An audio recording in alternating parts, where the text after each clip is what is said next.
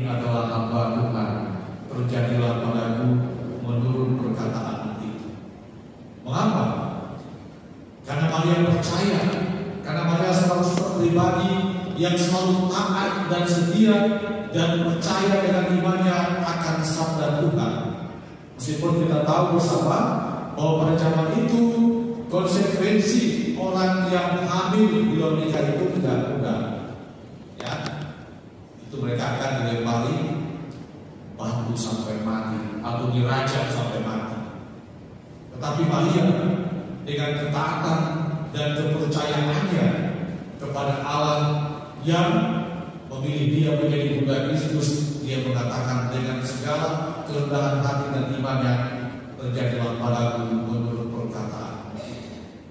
Maka terjadilah dengan lahirnya Juru Selamat yang menjadi penyelamat kita. Nah, oleh karena itu, betapa pentingnya Bunda Maria sebagai seorang sosok pribadi yang melahirkan sang Juru Selamat ini juga yang menjadi dasar mengapa kita sangat menghormati Bunda Maria. Dan dalam penghormatan itu kita juga ingin meneladani tindakan dan sikap-sikap Maria yang sebagai seorang Bunda Kristus dan menampilkan pola hidup yang selalu yang saya katakan ketaatan atau taat kepada Tuhan, percaya pada sabda Tuhan, memiliki sikap kerendahan hati dan selalu memasrahkan hidupnya kepada Allah. Teladan inilah yang makanya kita ingin menghormati dia dan juga ingin meneladani sikap dan tindakan Maria yang sungguh-sungguh luar biasa ini. Oleh karena itu maka gereja memberikan tempat yang khusus kepada Bunda kita yang kita cintai ini sebagai Bunda Kristus, dan di mana setiap bulan Mei kita persembahkan sebagai bulan Maria. Sebagai bulan Maria. Karena apa? Sepanjang bulan ini kita sungguh-sungguh dengan yang rosario, ya. Kita mau dengan butir-butir rosario yang 50 ini, kita mau membangun relasi dan ikatan yang dekat, ikatan personal dengan Tuhan melalui bundanya, yaitu Bunda Maria. Maka kalau teman-teman ini masih ingat pada peristiwa kita yang pertama saya tegaskan, ya, bagaimana ketika di Kana atau perkawinan di Kana, Yesus yang sebetulnya belum siap untuk mengadakan mujizat pada saat itu, tetapi karena Bunda Maria yang mengatakan bahwa mereka kekurangan anggur, maka Yesus mengerti dan tahu apa yang diminta oleh bundanya, meskipun dia mengatakan, ibu, saatku belum tiba. Tetapi lihat, ketika yang meminta ini adalah bundanya, yaitu Bunda Maria, maka dia akhirnya membuat mujizat yang pertama, yaitu mengubah air menjadi anggur. Inilah dasar biblis mengapa kita, ya, pada bulan Maria ini khususnya kita sungguh-sungguh ingin berdoa, memohonkan, menyampaikan harapan-harapan dan doa-doa kita kepada Bunda Maria. Kenapa? Karena dengan iman kita bahwa Bunda kita, ya, kalau kita berdoa melalui Bunda Maria dengan rosario, ya, maka Tuhan Yesus tidak akan mengabaikan doa-doa kita. Tuhan Yesus pasti akan mengabulkan doa-doa kita yang kita sampaikan dengan iman, karena disampaikan melalui perantara Bundanya yang terkasih, Bunda Maria.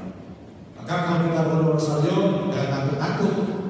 Kita mendoakan, ya, kadang-kadang orang mengatakan bahwa itu membosankan, kadang-kadang berulang-ulang sampai 50 kali.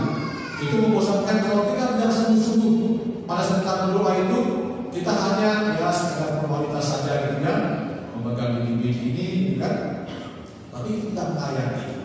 Maka dengan demikian, ya, yang kita minta pun, ya, mungkin tidak atau belum dikabulkan oleh Tuhan. Maka hari ini, Bapak Ibu yang terkasih, kita sungguh-sungguh mau diajak, ya, dalam pembukaan bulan Maria ini, kita sungguh-sungguh ingin membangun sekali lagi relasi yang personal, semakin dekat, relasi yang intim dengan Tuhan melalui devosi kita kepada Bunda Maria melalui doa-doa rosario. Saya ingat dulu ketika saya masih kecil, kalau bulan Maria atau bulan Mei ini, itu kan biasanya kan kalau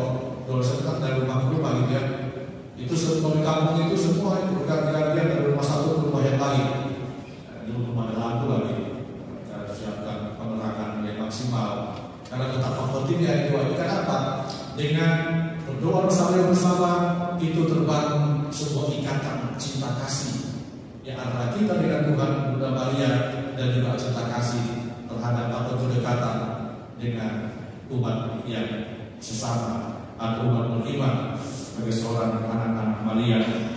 Maka Bapak Ibu yang terkasih, apa yang kita harus lakukan pada bulan Maria ini? Yang pertama, kalau ya setiap minggu itu paling tidak memberkati 5 sampai 10 rosario. Saya nggak tahu apakah tempat itu memang berdoa setelah itu. Ya, kalau berdoa nanti pada bulan ini keluarkan rosario yang bagus seperti itu. Ada yang mahal-mahal ya, ada yang pas juga pada saya berkati itu. Ya, rosario pas itu, pas asli. Ya. Itu bukan hanya sekedar pajangan atau hanya sekedar kalung, tetapi pada bulan ini kita gunakan rosario itu sebagai sarana untuk berdoa. Lagi untuk membangun kedekatan kita dengan Bunda Maria dan Tuhan sendiri, agar doa-doa kita senantiasa dikabulkan oleh Tuhan. Dan oleh karena itu juga Yesus mengajarkan kepada kita sekalian untuk memanggil Allah sebagai Bapa. Itu artinya Yesus sangat menekankan hubungan personal sebagai sebuah keluarga. Ketika kita berdoa rosario, kita belajar dari keluarga Nazaret untuk hidup dalam satu ikatan dan saling menghargai. Bunda Maria memiliki kesan yang sangat kuat, yakni keterbukaan kepada kehendak Allah. Dengan berdoa rosario, kita diundang untuk belajar terbuka pada kehendak Allah dalam hidup harian kita sehari-hari. Merujuk pada spiritualitas Fransiskan, kita dapat mengatakan bahwa Yesus datang untuk menyembuhkan luka, menyatukan apa yang telah terpecah-pecah, dan membawa pulang mereka yang tersesat. Karena itu dalam Yesus Kristus kita dapat melihat dengan jelas hubungan keluarga yang ingin Allah miliki dengan kita. Hubungan ini meningkat dan bersinar melalui kehidupan Bunda Maria dari Nazaret. Maka kalau kita berdoa rosario kan selalu terpujilah nama Yesus, Maria, Yesus, Maria dan Santo Yosef. Itulah gambaran tentang keluarga kudus Nazaret. Maka setiap kali kita berdoa rosario, kita akan selalu menyampaikan kata-kata ini.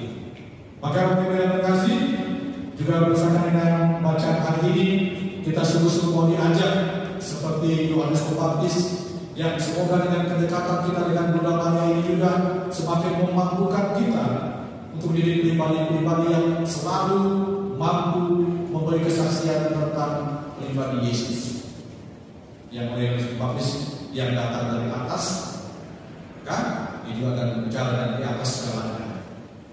Karena itu, Yohanes Pembaptis juga menekankan, barang siapa percaya kepada Anak, ia beroleh hidup yang kekal. Tetapi barang siapa tidak taat kepada Anak, ia tidak akan melihat hidup, melainkan murka Allah tetap ada di atas. Maka semoga kedekatan kita dengan Bunda Maria itu juga semakin menumbuh, ya, memperdalam iman dan pengenalan kita akan Kristus yang adalah Anak Allah, yang selalu mengasihi dan mencintai kita.